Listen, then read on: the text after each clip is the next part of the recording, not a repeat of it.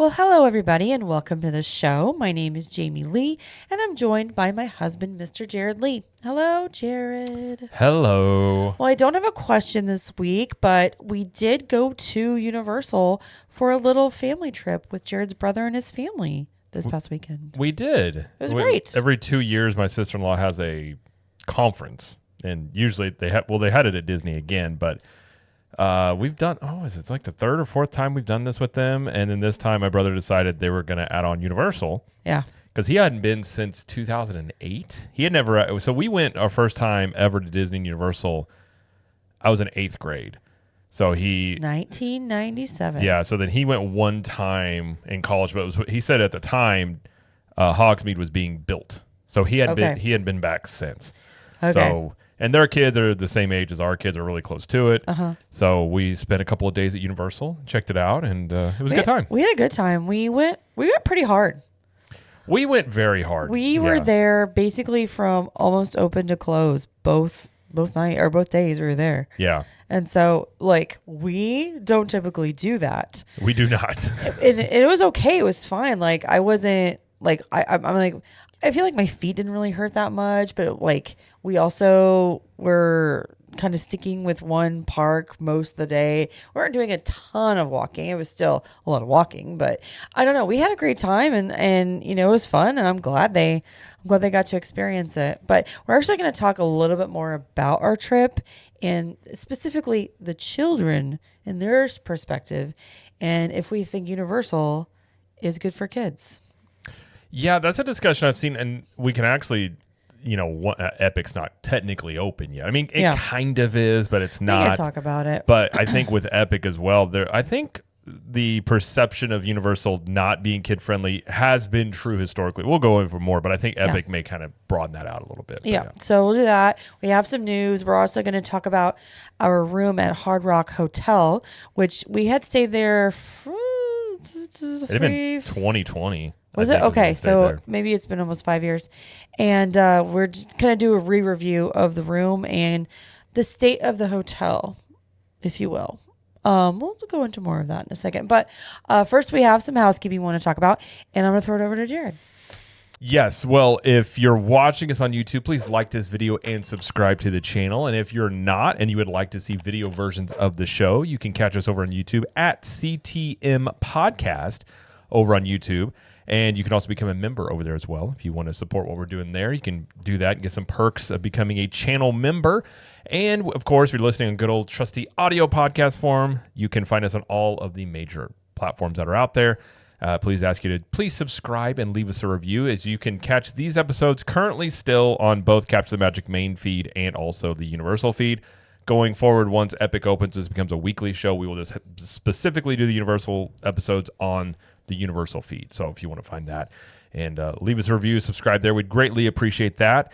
And of course, you want some great theme park apparel, you can check out Capture the Magic Apparel. And that is our company where we make our own shirts. We don't use third-party printers. We print everything in-house. We design it, print it. I print it. Jamie ships it, handles all the orders and the emails and everything like that. And we do that so we can, give you the highest quality shirts. The shirts will last a long time. And we also have some new designs in there, some Epic Universe designs that you can check out in the shop. So that's, I was been trying to design these and figure out which way to do it. I think I figured out once for each land. So I think it's pretty good. And for the month of April, you can use the promo code April and get 15% off of your order for being a listener of the show. And of course, if you order $50 or more, you get free shipping on top of that. So you can get some good deals there and some new shirts to wear at the theme parks or just around house or wherever you want to wear them. They're super comfy. We also have hoodies, sweatshirts, whatever you want to print on, we can do that for you as well. So you want to check those out, you can go to ctmapparelco.com and again, use the promo code April and get 15% off of your order. Okay, thanks so much. You're welcome. Okay, let's talk about some news. First thing we're going to mention is that Epic Universe previews are being extended past the original date range. Yeah, this isn't surprising. They had put in the fine print there'd be more previews, but originally they were set for April 17th through May 8th, but now they have been extended yet again up until May 19th. And again, this park officially opens May 22nd. So more than likely, I don't think there will be any more past the 19th in terms of previews. I think they'll use those last 2 days to Media and stuff. well, that or maybe just get as much. Who knows? I'm sure there's a lot of prep still left to do for the park to open. So I don't imagine they will extend it even further than this. But there are more dates that you can check out, and these are actually a little bit cheaper for the pass holders than the ones before. I think it's because it's a time that there's no school breaks going on. Kids are still in school in like mid-May. Kids are getting out of school by the end of May. So I think they're just like, well, we're not going to have as many people going in and like price it a little cheaper. Yeah. So yeah, we were actually going to. Well, we were initially planning on going to a preview when we were there this weekend. My brother and they decided not to do it, which I understand. They already paid for 2 days at Universal, and then it would an extra almost $500 some odd dollars for them to go. 8. Was it 800? It was 8 because it's cheaper for us than it is for them because they were going as hotel guests, and the price for a hotel guest is more than annual passes. I knew he said it was right 160-ish per person. Plus the tax and stuff. Yeah. So we are planning to go probably around May 8th is when we're looking at going now at this point to go again. So we got to go to some of the team member previews. So we'll go to another one here before the park opens. We'll be there opening day as well. So hopefully check out this park a bit more before it opens. But yeah, if you're looking to go for the previews, there are some extended dates there that you can check out this park with. Yeah. Weekends have been busy. Yeah. But weekdays, I've seen pretty decent crowds in terms of wait times have been bad. Now, of course, rides are down periodically. It's a preview, so those things will happen. But, for the most part during the week, it's not uncommon to see 10, 15-minute waits on a lot of these attractions. So yeah, weekends will sell out. So if you are planning on going during the weekend, just keep that in mind. Yeah. So much busier. Yeah. Also, during the previews, there is a virtual queue set up for Harry Potter and the Battle of the Ministry. Now, I say during the previews, this could also extend into when the park is actually opened. But for right now, it is happening during previews. And what do you think? I've said all along, I think this ride is very likely to have virtual line for a while, even when the park opens. Unfortunately, I'm not a fan of virtual line, virtual queues. I understand why they're probably doing this, just because they have had issues with getting the ride capacity here going and it breaking down a lot. It's a complicated ride. It is. So I get it, but I also don't like it because you have to deal with drops in a theme park, which, in terms of the virtual queue drops, which is not something that is, if you really want to ride this, you're essentially relying on getting a virtual lottery almost. Well, and so when they started doing the virtual queue system for this ride, it was a mess because they were saying, okay, we're going to drop at 11 a.m., 3 p.m., and 6 p.m. And you have to have everybody that wants to ride linked up to one account so you can all ride together. Well, there's a lot of people who have like their annual pass linked up to their own account. And so people were having to go to guest services, unlink their account, and put it all under one person that was in their party in order to be able to ride together and to get a time. Yeah. That's a mess because that whole system is just ridiculous. Well, even to this day, we can't get our stuff straight. Basically, I have to do it all through my phone for whatever reason is the only one that can do it, because when you go to use yours, it doesn't link everything together. And it's frustrating. It's frustrating. But they did change the process to where you no longer have to do that. You just have to have one person in your party. They can pick how many people are in your party when you go to get a spot, and then that amount of people can go through when your time is ready. Which, this is why you do previews like this. Like, you work out these kinks during this time period. So instead of being when the park officially opens, having a lot of issues, ideally you have these things ironed, like little things like this, like ironed out some of the details that maybe you didn't think about, or like, oh, we didn't really, know this would be an issue, stuff like that. And also too, like, if you do these previews, I don't know if anybody out there is planning to do the previews, but if you do, keep in mind that this system is like very finicky with the virtual queues. Some people have really good luck and they're able to get like multiple rides a day or multiple times a day, and some people get like 0. And I saw a guy on social media, he was having really good luck getting time. So what he did was he put his party at party of 8. And what he was doing was going up to people like, hey, have you done Ministry of Magic? Did you get a time? You didn't? Come with me. He was just inviting them along because he was like, hey, if you can't get it, let's just everybody go together.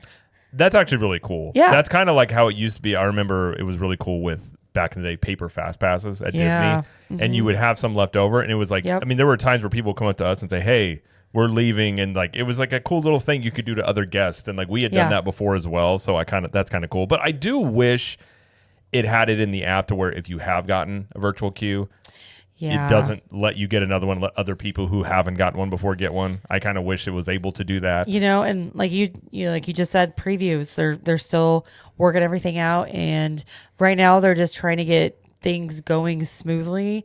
And hopefully by the time the park officially opens, we don't have to worry about these kind of kinks. But again, it is a brand new park, so I'm sure there's going to be there's going to be issues on the opening time. I mean, it's inevitable. You can try to work a lot of these things out, but it's going to be that's going to be the case for sure. And one more thing about Epic, and it's really not related specifically to Universal, but kind of is. So you can now take a bus, if I understand this correctly, a bus from Universal to the airport or the Disney Springs or what? Jared knows about this. There's a new Lynx route, which is the bus transportation in Orlando, from Disney Springs to Epic Universe. I also do believe it takes you from Epic Universe to Disney as well. But the cool thing about it is, first off, it's a need some people will have about sometimes it's annoying getting from, if you're splitting a trip going to Universal and Disney and you're not renting a car. Obviously you can do Uber or Lyft, but it's going to cost you $15 to $20, for that trip each way. This new bus route, which also has routes to and from the airport as well. I don't know about the fare to the airport, but I know between Disney and Universal, it's $2 per person. That's crazy. And it's probably roughly a 30-minute bus ride, somewhere around there. So if you are looking to go, I think they pick you up and drop you off at Disney Springs, and they picks you up and drops you off at Epic Universe, and then there's some routes, there's some availability to take you to Helios. So you do have the ability to do that. And again, if you're a family of 4, that's $8 compared to $15 each way to get a Lyft or an Uber. So I think it's something people will probably utilize. There's a lot of route times. I think it's almost every like 30 minutes or something like that. There's a lot of times throughout the day. So it could be something people will check out. I probably at some point will take this just to see what it's like. I've never used Lynx and see. Will you film yourself? Because I would love to see you just riding a bus. Like probably pretty boring. I'll just have AirPods in and just keeping to myself, as I typically do on public transportation. All right. But yeah, that is available. So I think it's starting when Epic opens. Okay. So I think it's pretty right off the bat there. Pretty cool. So moving over to the other parks, both the Universal Mega Movie Parade and Sensational Symphonic Spectacular have returned. They have indeed. So these debuted last summer, and they're returning on most days from now until at least August. The parade is part of a retro celebration of IPs, which I hope leads to retro coming back of certain attractions, which we might talk about. Maybe. Like Back to the Future, Jaws, E.T., Ghostbusters, and Jurassic Park. And there are also floats like Kung Fu Panda, Minions, and Trolls. And then the Fountain Show features all these IPs in the parade as well, plus Super Mario Brothers, King Kong, Harry Potter, Universal Monsters, and How to Train Your Dragon. And the drones have returned. So these were put on pause momentarily, or partially just because of 4th of July. They had that drone, not Universal, but there was a drone incident that a small boy was hit by a falling drone. I think it was at a city park. But basically all of the Orlando drone shows kind of got put on pause as the FAA was doing investigation.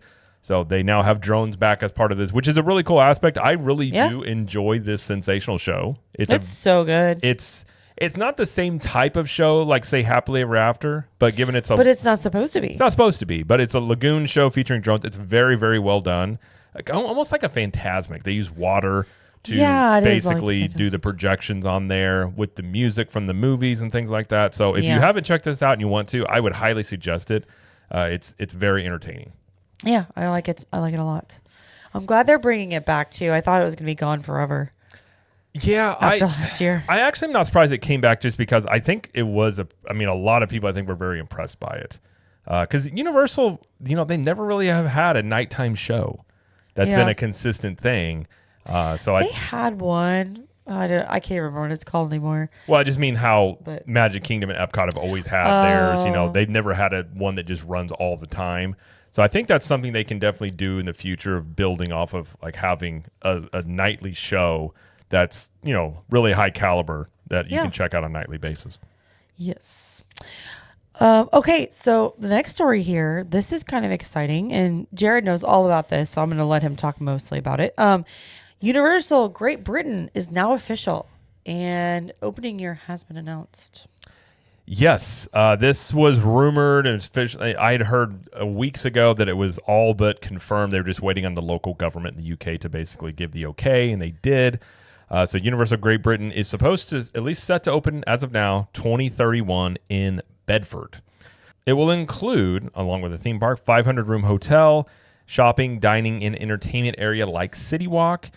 And the IPs have all been confirmed. So the BBC has come out and essentially said what they're going to be. There are permits and trademark filings for these things as well. Universal hasn't confirmed these things, but this is all a rumor, technically. But if it's like Epic Universe was, we probably know what these will be. So I suppose the rumored lands here or attractions. You have James Bond, which is rumored to be a stunt show, which I think is a very cool thing. Do Pierce Brosnan, please. Like, get someone that looks like him. That was I know. Is that your favorite Bond? I know Sean Connery is the right answer, but Pierce Brosnan is like the James Bond of like what I remember. I thought he was really good. That's fair. Paddington Bear, Lord of the Rings is going to be a land. Jurassic Park, Minions, and Back to the Future. BTTF. So in the concept art, when it first was revealed, some people on Twitter X were looking at it and saying, like, that kind of looks like Back to the Future. Like the clock tower? Yeah. And I was like, no, like Hill Valley right there. And then sure enough, with the trademark filings, what the BBC is saying, Back to the Future is going to be part of this, which I'm very excited for. I know you're very excited. I'm ecstatic, but it's also a long ways away from me. Well, although I think, and I've been saying this for months, that I think you will see Back to the Future perhaps come to Orlando, given we also have Fan Fest going on at Universal Hollywood.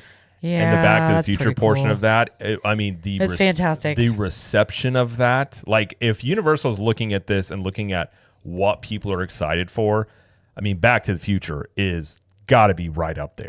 How many movies can you actually go back to the place where they were actually filmed? Like they are at the back lot of Universal where the clock tower actually stands and the whole street in Hill Valley, and it looks like you're literally stepping into the movie. I have so much FOMO. So much FOMO from that. We got home from gosh. Orlando and she's like, I took my phone away. I cannot look. I need to go to bed. Yes, I can't. And the actors they had playing the characters, like Marty and Doc and all of them, were fantastic out there. They were reenacting scenes from the movie. Yeah. It was crazy. So twofold, I hope this Fan Fest idea comes to Orlando as well. Yes. And I also, I have nothing to go off this other than a hunch and just seeing how popular Back to the Future is. I really do think seeing that they're putting Back to the Future in the UK, seeing the reception of this at Fan Fest, I think there's a really good chance we see Back to the Future come back to Orlando in some shape or form. You know what? I don't want to get my hopes up. Well, so I'm just going to I'm not saying give your hopes up, but I think I've said all along, if any theme park company was going to do a land or ride based on a retro IP, it would be Universal, and they've proven already they will. Now, I'm just as excited for Lord of the Rings. I would love to have both Lord of the Rings and Back to the Future come to the parks. If you're looking over there at Lost Continent, that could fit with Lord of the Rings, and it would fit the book theme, the everything being from a book for Islands of Adventure. Because I do think at this point Zelda is probably coming, and I think it's going to Super Nintendo World. I think that undoubtedly seeing the gift shop in there. Wait a minute. What did you just say about Islands of Adventure coming from a book? So if you look, everything in Islands of Adventure is essentially based off books. Holy moly! I never put that together. Do people know that? Is that a thing? Yeah, it's a thing people have talked about before. Yeah. Oh, my mind is blown, Jared. Which is one of the things people were saying Zelda wasn't going to make sense for Islands because it's not technically based off of a book, which I didn't know or still don't know if that's something that Universal is holding true to. But if you did Lord of the Rings, obviously that's based off of a book. Seriously, if you're not watching right now, my eyes are like 5 times I thought bigger. we've talked about this before. We've never talked about this. Okay, well, if you look at it, everything Holy in moly. there is based off literature. It's like comics, like Superhero Island. Dr. Seuss, It's comics, Harry Potter. Toon Lagoon is the comics. Right. Wow. All right. So Wow. I not to get anyone's hopes up, but I do think there's a legitimate chance, seeing this is Yeah. in the UK. And Back to the Future was one. I mean, the ride for Back to the Future was really one of the first big hits that Universal had. So it can be almost an homage to the the fans as well. It was in its heyday. It was pretty popular. See, I've had the idea of taking the KUKA arm technology they did for Forbidden Journey that they've done for Monsters Unchained, and doing that to where somehow you're like in the DeLorean, kind of like a mix of a KUKA arm with, say, Smuggler's Run, where you're like in the cockpit. So you're in the DeLorean and you essentially do a very updated type of simulator, but in the same fashion of like these very vivid screens, but perhaps with animatronics as well. Yeah. Now, it looks like the Yeah. one in the UK is a roller coaster from the concept art. We don't know that for sure, but that's what it looks like. But I think there's a good shot. I'm not saying I'm getting my hopes up, but I've been talking about this for months, even before this was announced for the UK. So it gives me a lot. I think seeing this out there, the chances have gone up significantly that we could see this come to the parks.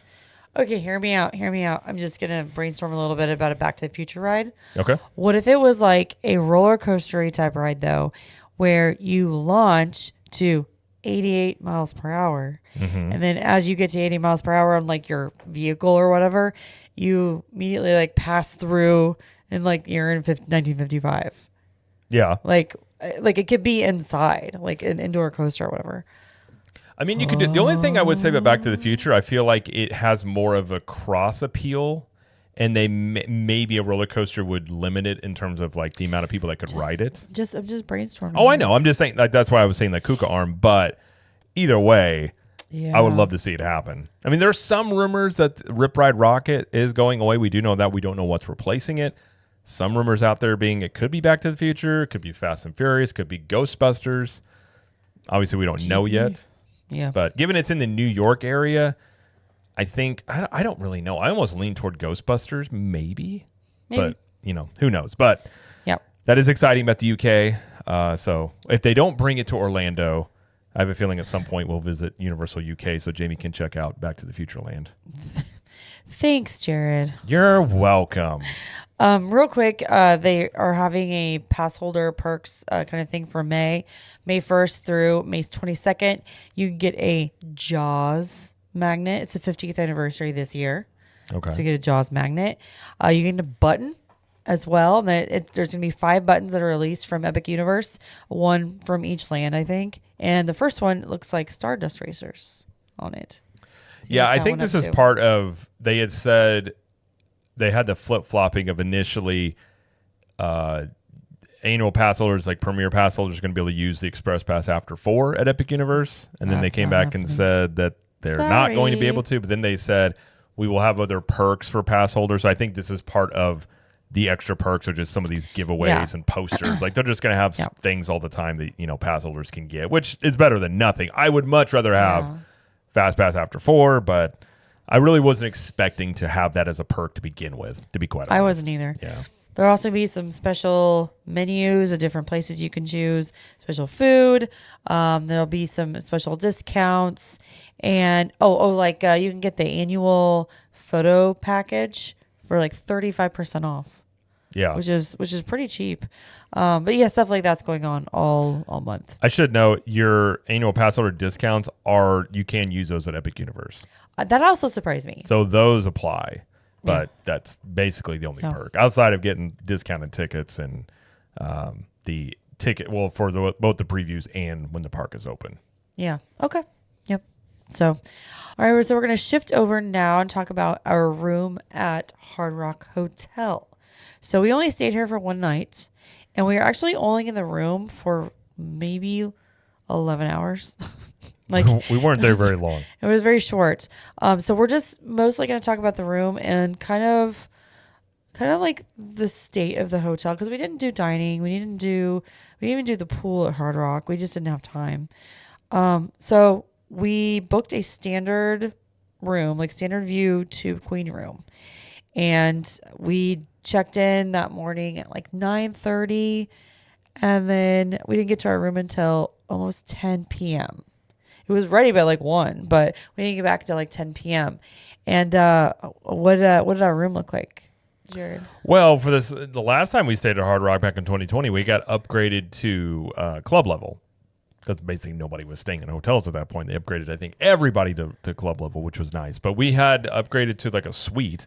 It was a much bigger room. It slept probably It's up 6. 6. Yeah, so it had a pull-out couch. It had it had a lot more room, which so was nice. So it was the extra room there was nice. Was not expecting that. It was great. So the room had a lot of space and had a little nook.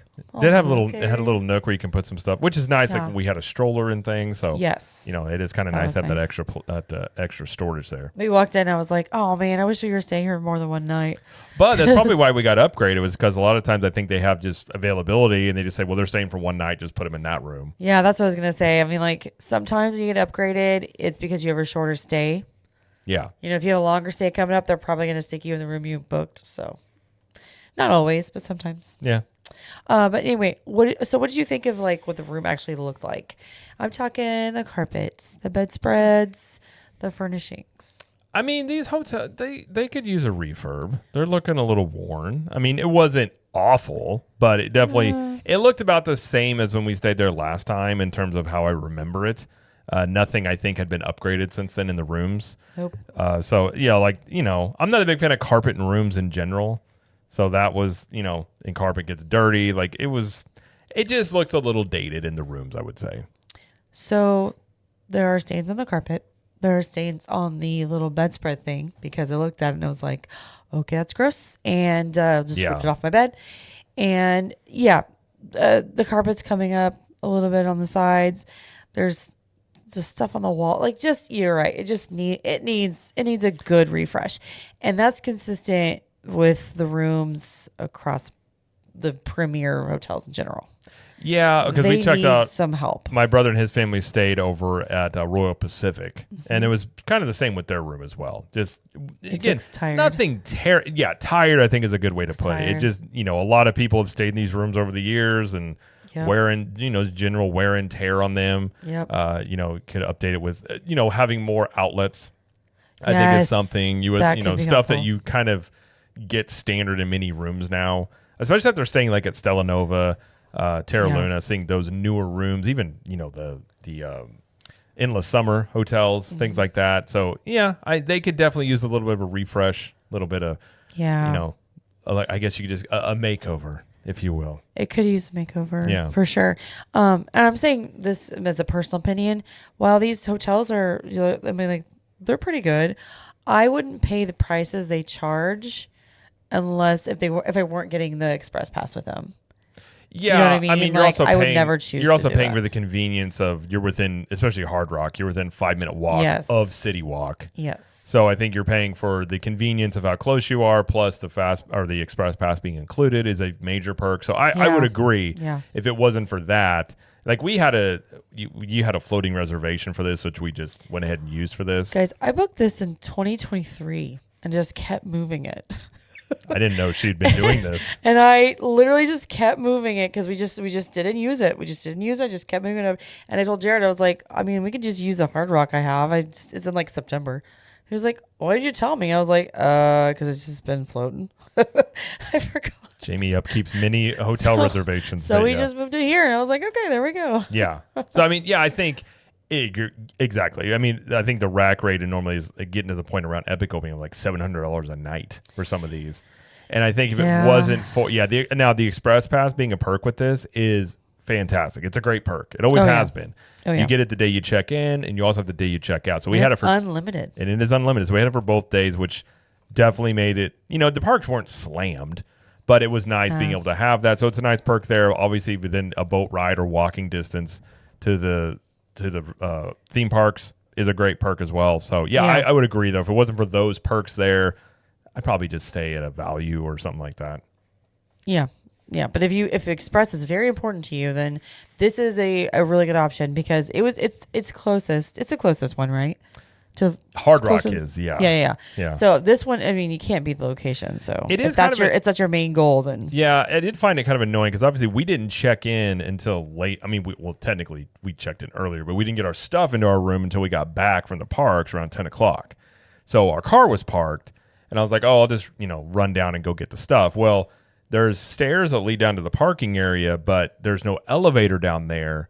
So I guess I could have pulled the car around and done that whole thing, but I also didn't want to deal with, having Bell Services take our stuff and all that.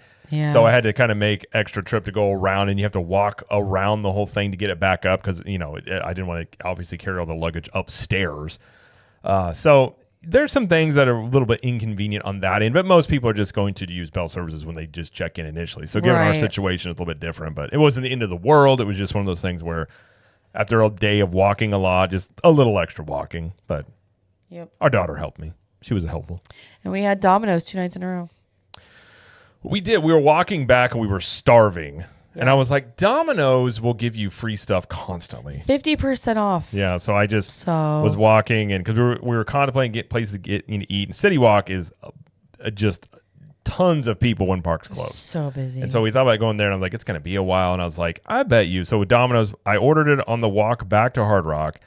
As I was unloading all the stuff, the delivery guy came as I was getting more stuff. So I just grabbed the pizzas and went. So it worked out really well. And then we ate pizza and then crashed really hard because we were all really tired. A lot of bread, a lot of dough and cheese. Yeah, I don't eat that much pizza. My brother got it the night after as well. So we had a lot of pizza for 2 days there. And then the kids had it for lunch that same day. I was like, there's so much pizza happening. Yeah. A lot of pizza. Anyway, like the hotel, like I said, was fine. It could definitely use upgrades. But our main thing was to get the Universal Express passes to spend time with our family, and that's what it did. So yeah, we essentially just used the hotel to sleep, and that was it. We did. Yeah, we did go swim over at the Royal Pacific Hotel pool area. Okay, and also, why don't they have a slide? That was they don't have a slide there. They have a splash area, which it's all right. But I prefer a slide. I still contend the best pool area on all of Universal property is Sapphire Falls. It is the most unique. It technically now is a signature is what they call it now. On the premier level. But it doesn't have express pass. It doesn't have express, but so. it is still I think the prettiest in terms of like the whole resort, and then the pool area. I think that one is the best one. So if you want a really great pool area, Sapphire Falls and like the lobby and everything like it, I love that hotel. Yep. If you don't care about express pass, that's the one you should stay at. Yeah. If you want like the best, the best of the best, but not with express. Oh, that rhymed. Good job. Thank you. Anyway, so let's move on to the last thing we're going to talk about is Universal good for kids? And what we're kind of focused on a little bit is kind of our experience this weekend with our niece and our nephew and our kids, and kind of show what they were able to enjoy and versus ages and teens, and even we'll talk about even Epic Universal a little bit. So this was actually Jared's idea to do because he was thinking about this. And what do you think? If someone said, I have these kids, what kids enjoy Universal? What would you tell them? Well, it's obviously going to depend on the age of your kids. So I still will contend the biggest gripe we had about Universal when we first started going, obviously our kids were younger, was there's still not a ton of things compared to, say, Magic Kingdom in Disney World for, say, toddlers. Absolutely. Magic Kingdom is going to win that hands down all the time. Yep. So, but I think, given everybody in the kids between our two families is under 10 years old, as young as 5. So it's you start to get there. But I think Universal's made a lot of strides in doing more things for kids and younger, families with kids, adding over the last few years. And I think with Epic, there's actually a lot more stuff. So I think the whole thing about Universal is just for teenagers and thrill seekers. While that is true, they have done a lot of things, I think, to appeal to a broader swath of people, including kids, maybe not toddlers specifically, but there are things that toddlers can do at Universal, not a ton, but I think they have made improvements there. So if you look at, I think if you compare, let's look at both Islands of Adventure and Universal Studios, and we'll talk about Epic adding in to that when it opens, but you got Seuss Landing in Islands of Adventure, and depending on, obviously when you talk about kids, it's some kids will ride roller coasters, some kids won't. Our son really all of a sudden doesn't want to ride Spider-Man or Transformers, but he'll ride, E.T. And Well, obviously, yeah, it's just like with any kid. Any kid is gonna be different. Like my 3-year-old sister would ride roller coasters, like Right. no problem. yeah, So it's yeah, depends on the thrill seeking of the kid. But you've Yeah. got, you got DreamWorks Land, you got Seuss Landing, you've got the Minions area. animal actors. Yeah, and that's still there. you got things like obviously E.T. E.T. You got Men in Black. I don't know. Men in Black for the little kids. It might be It too can scary. be, and that's the thing too. It's like that can be borderline. King and Kudos. Yeah, You got that. you got the Harry, Wizarding Worlds, depending on your kid. Toon Lagoon's got that little play area, the Me Ship, the Olive. Yeah, That's over there. Got the Jurassic splash. Camp Jurassic. yeah. Got the play area there. I do hate that play area. I know though. you do. I know You you cannot. do. That I know. now you'll notice the newer play areas. They design them with one way to get in and get out, Yes. which is one reason I like DreamWorks Land with the Yep. Shrek area, because there's only one area in which the kids can get out. So if they've gone in there, you've been standing there, they're somewhere in the play area. Yeah. That's why I say like studio side, do the Minions area and then go to DreamWorks. Because Yeah. if you have kids 5 and under, those are your 2 main places you're going to want to be. You can also do the Transformers meet and greet. Well, absolutely. Yeah. Yeah, sure. Yeah. I'm just saying if you're going to specific areas of the parks, like that's like the 2 places you're probably going to spend the most time. Now, if your kids are between like 5 and 10, like ours are, you're going to branch out a little bit more. Like our daughter, I don't know what happened. All of a sudden now she's like, I'll ride anything. The only thing she wouldn't ride was a Velocicoaster.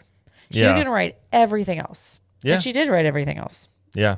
So I don't know. Yeah. Like something happened. Like she was not like this like 6 months ago. So I guess she's just growing up. I don't know. She's always kind of She's been that 8, way so- with sometimes she tries to ride, it's too much at first, and then later on she adapts. She likes it, as She rode Hagrid's twice. She did. She thoroughly enjoyed it. So did my brother's kid, or his daughter. She really liked it. She sometimes is very apprehensive to ride certain rides. So Sure. her liking Yeah. Hagrid's, I was kind of surprised by. But there's not as many slow moving kiddie dark rides at Universal like we were talking about there. Right. But I mean, it's hard because I feel like, especially Magic Kingdom, like they hold the torch for all around family friendly fun, basically. Like it's so hard to compete with Magic Kingdom. right, and that's I don't think, so- and I think Universal is smart not to really compete in their parks, because they do their parks a different way than Disney does. Like they have their own Universal way of doing it. But I did find it interesting that it was like our last day there, and we were in line with me and my brother and his son, who is 6, and I was like, they had gone to Disney first part of the trip, Magic Kingdom included, and then we're at Universal. And I was like, what do you like better? You like Disney or Universal better? And he kind of sat there. He's like, I like Universal better. And me and my brother are like, why? And he's like, well, he really likes Transformers. He really likes Harry Potter. They got him a wand. They got a wand. He liked the E.T. ride. Yep. And his name. And I was pretty surprised, because they've been to Disney quite a few times over the years. I mean, they're not theme park people necessarily, but they go every 2 years to Disney essentially. Yeah. And I was like, oh, and I asked, his daughter, who's older, she's closer to our daughter's age, and she kind of said, she's like, I like Universal a lot. And so I was just like, okay. And I think, again, it's just going to depend on the age of your kids. And obviously, as kids get a little older, they get a bit more adventurous to try new things. And I think there's always been a stigma about Universal that it's not really, it's more for teenagers. And I don't think that's necessarily true, but like the areas we talked about. But then when you add Epic Universe into this, I think it gets very interesting, because I made a list of all the things I would say are kid-friendly rides. At Epic. At Epic. So you do have some that, like Yoshi's Adventure, those are for little kids. I mean, that's for everybody. 34-inch height requirement there. So, very slow-moving ride. Fire Drill is one in the How to Train Your Dragon area. There's no height requirement on that one. Okay. Super Nintendo World, again, you have Mario Kart, Bowser's Challenge, Constellation Carousel, that's any height. Viking Training Camp, the Untrainable Dragon Show. What's Viking Training Camp? That's the kids' play area in Isle of Burke. Okay. Which looks amazing. We didn't actually go in to that. We walked by it, but we're like, we don't have our kids with us, so we're just gonna keep going. Right. I mean, wait. You got the Untrainable Dragon Show, you got the Ministry of Magic Show, you have Astronomica, which is a splash pad water area near the fountain show in Epic Universe in Celestial Park. You have all the meet and greets you can do. Minecart Madness, I think, is a pretty kid-friendly. It's kind of like a Slinky Dog Dash. So if you consider Slinky Dog Dash a kid-friendly attraction, I think you would also consider Minecart Madness. And then the ones that I would say are borderline would be like Hiccup's Wing Gliders. It's Baby Hagrid's. Again, it's going to depend on the thrill-seeking of your kid. Curse of the Werewolf, again, it's going to be dependent upon the, it doesn't go upside down. It's not crazy, but it does spin. And then like Dragon Racers Rally, that one as well. If they're not really into heights, they may not be on board, but it's good. That one's just, I'll put those as borderline. Okay. But if you look at the ones that aren't borderline, and this isn't all the meet and greets, but it's like 10 things or 10 categories at Epic Universe that are very kid friendly. And if you can, and especially looking at Epic comparing to say Hollywood Studios, and obviously Magic Kingdom's going to win this argument always. Yeah. Hollywood Studios has roughly like 11 attractions that were kid friendly. Okay. Epcot has 1, 2, 3, 4, 5, 6, 7, 8, 9, about 10. Animal Kingdom has under 10. So if you compare them to the parks outside of Magic Kingdom, a lot of the stuff Universal has is very competitive with the other parks of Disney. But I think obviously most people think of Magic Kingdom when they think of family stuff and Disney World. But I think Universal has made a lot of strides in doing more things for kids of not just being about roller coasters and thrill seeking.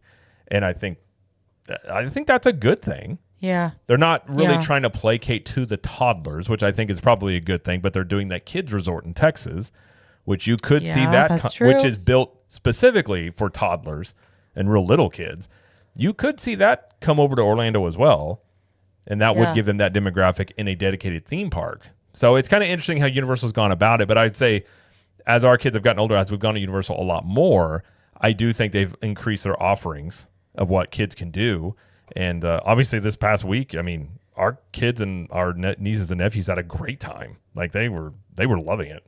Forgot about Flight of the Hippogriff. Oh yeah, Fly the Hippogriff, yeah. Over in Islands. They rode that, I think, 58 times. 57 million times. Yeah. It's perfect. Yeah. Yeah, so I mean, like, just basically, like, you guys know your kids, and you look at the height requirements for the rides before you go. Look at how intensity. Look at the POVs of like ride throughs. Universal posts almost all of them, I think, on their YouTube.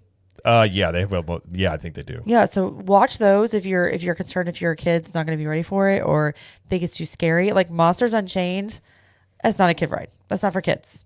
Stay away from that one. I mean, that's a bit intense. If your kid could go to Halloween Horror Nights, okay, they could probably do this. But if they're not, I'm curious. I wonder if our daughter will want to ride this. I don't know. I mean, I walked in the first time and I was like, this is so intense. If I was an adult, I would be scared. Well, like she had never ridden Forbidden Journey until this trip. Yeah. And she wanted to, we only got to ride it one time, but she wanted to ride it over and over. Yeah. She really liked it. Yeah. And so and I wasn't really sure if she would like it. But she was like, that was awesome. And I was like, well, okay, she might like obviously it's the same ride system as Monsters Unchained. But yeah, I mean, if your kids are 4 and under, there's not as much stuff. Yep. For sure. But as they start getting more toward 5 and plus, I do think a lot of the potential, possibilities open up quite a bit. Yep. I say though, if you had a teenager, Disney's still there. Disney's always for all ages. But if you've got a thrill seeker, which a lot of teenagers are, Universal is where you're going to go for sure. Yeah, but I think a lot of people are surprised at Epic Universe how much of that park is pretty friendly to like all ages. Like Stardust Racers. I know, but I meant they have more intense roller coasters. Yes, and obviously. Stuff. But like, by the way, my brother, who's a coaster fanatic, loved Velocicoaster. I rode it with him, and by the way, I did fine as far as motion sickness the whole time. It was great. It was great. But anyway, I rode it with him, and he was like, "That is the best roller coaster I've ever done." I was like, "I know, it's amazing." Yeah, he really liked Hagrid's as well, and I rode Hagrid's with it. Hagrid, I forgot how great that ride is. It's so fun. It's amazing. But yeah, I mean, there's a lot more things for kids to do at Epic. And I think like Stardust Racers is the most thrilling. But outside of that, like a lot of it is, depends on your kid. But I think they are getting more maybe away from just doing the most thrilling things or just doing the simulators and getting much more into these like more complex rides that kind of appeal to everybody. More story. Yeah. I think more story driven. I think that's the thing. If you get a story driven attraction, you don't have to go thrill seeking as much. You can go much more like immersion. And I think that maybe is kind of the way that they're kind of going about things. Yep. Yep. At least with our kids and our nieces and nephews, they had a really, really good time. Our daughter actually right now, she prefers Universal. Yeah, she's in that phase right now for sure. Yep. So she was really excited. She wants to. I mean, she can't wait for Epic. She wanted to go back. She was bummed that we didn't go. Yeah. She was really looking forward to it. So. Yeah. But yeah, I thought it's just an interesting thing because like it's obviously evolving and changing, and it's changed since 20. We really started going to Universal a lot in 2020, but even since then, they've had a lot more. Obviously DreamWorks Land opened up, Minions area. Like there's just a lot more things that they've done. So Velocicoaster. Well, though I'm talking kid stuff, but yes, sorry. Yeah. Yep. So I think that is all we're going to talk about for today. Well, first of all, are you going to ride Stardust Racers with me?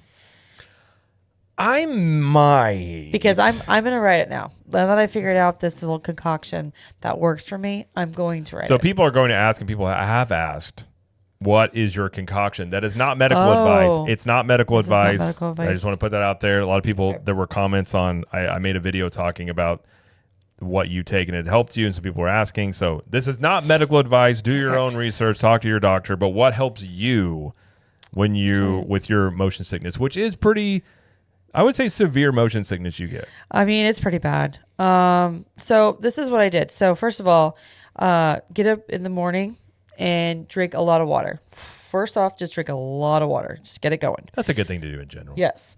Second thing is I take an allergy pill. It's like the Zyrtec. I take that every day.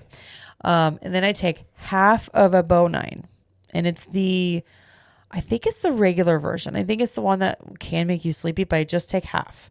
So if it does have to kick in later, I'm not like dragging all day. So I take half. And then I also take Excedrin. I take 2 Excedrin to start with. And so once I do that, I was good both days when we were doing Universal. You had no problems. I had no problems whatsoever. And I was thrilled. So that works for me, just taking those things and staying hydrated. Obviously, it may not work for everybody. It's just something that's worked for me. And I've been messing with a concoction for years, and this seems to work for me right now, so I'm going to keep doing it. Yeah. Yep. It has been working for you. Yeah, again, not medical advice. Do your own, talk to your doctors, all that. But if people are looking for, if you want some help, that could potentially help. But I was afraid, like when you said you're going to ride a Velocicoaster, I was like, this could, because I remember specifically, we went to Silver Dollar City years ago, and they have a ride there called Time Traveler, which is Cosmic Rewind, kind of on steroids. It spins, but it also goes upside down while it spins. Yeah. And you were like, I'm going to ride this. We were there with my brother as well then. I was like, and I was not prepped. I was not prepped. And it put you down for like a day and a half. It was bad. It was very bad. But Dramamine is not my thing. Bonine. Yeah. Specifically, it was and weird. It still makes you a little sleepy, but not terrible. A little bit. But not, I can handle it. Yeah. I can handle it. But that's my concoction. There you go. I know some people are going to ask, so maybe thanks for adding that in. Yeah, maybe that'll help some people out there. That is going to do it from us for today. Be sure to check us out on social media. We are on Facebook, Twitter or X, Instagram, and TikTok. We're Cap the Magic over on all of those social media platforms. We're also, you're talking about on YouTube. We're CTM Podcast for the podcast. We are Cap the Magic for Jared's. What would you call it? Long form discussion? Well, not really. I kind of call what Cap the Magic is. It's like segments from the podcast that I just do videos on. Okay. But I do daily videos there on theme parks, pop culture, live streams. We're going to do another live stream on Wednesday night with Orange Grove 55 and Theme Park Conductor as they went to FanFest out in Universal. And so we're going to talk about their experience there and obviously probably some Epic Universe stuff. I'm sure there'll be some more things about that. But yeah, that'll be Wednesday night at 9:15 Eastern time is when that will be.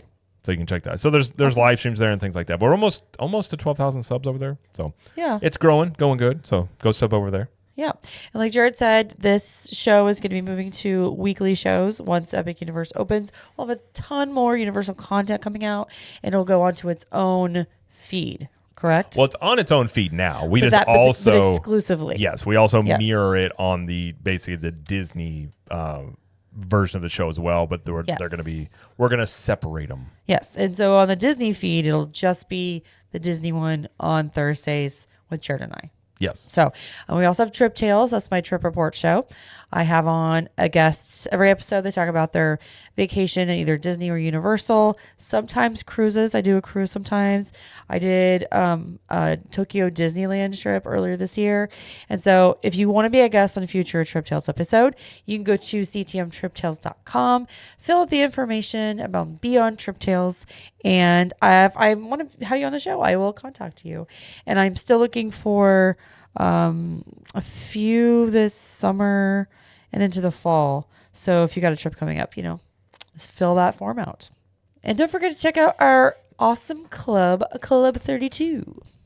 Yes. So that's basically our own Patreon that instead of using Patreon, we just host it on our own end because I'm a nerd and build websites and things like that. So Nerd alert. basically. So in there, it's a great way if you want to contribute to the show. If you want some additional content, we have live streams every week. Every Tuesday, we have a live stream with everybody there and just chat with everybody about whatever comes up. If people have questions or random topics, we do that in there. We also have the Clubhouse show. We have a private podcast feed where we have all the content there, plus music loops. So as soon as the Epic Universe music is released, I am going to put it on there as well. So you guys can check that out. A lot of people actually use that for like when they're working. They're like, thank you for the music loops. I just put it on and like have it a background noise. So it's kind of nice to, if you're looking to do some boring work and have some, nice music to listen to. We also have 20% off of CTM apparel and 1901 Candle Company products year round as part of that. A private Facebook group, working on implementing Discord. I'm trying to make sure that's set up really well, eventually migrating things over there. But yeah, it's a great group. It's also a good group if you got a trip coming up. You can ask people in there. People go to the parks all the time, can answer questions there if you're looking for some opinions. And you can interact with us a bit more on there as well. So it's a good group there. So we're going to check that out and go to ctmvip.com. We have monthly or yearly options. If you do a yearly, you get a free t-shirt as part of being a yearly member of Club 32 there. Nice. So if you'd like to join there, again, go to ctmvip.com. And if you'd like to join, we'd love to have you. Excellent. All right. Well, thank you everybody for watching or listening. And thank you, Jared, for being here as always. You're very welcome. My little buddy. Little buddy. My big buddy. I'm taller than you. You are taller than me. I'm like 6'3". I am not. I've never heard anybody call me little buddies. and as I always like to say, we will see you in the parks. Bye.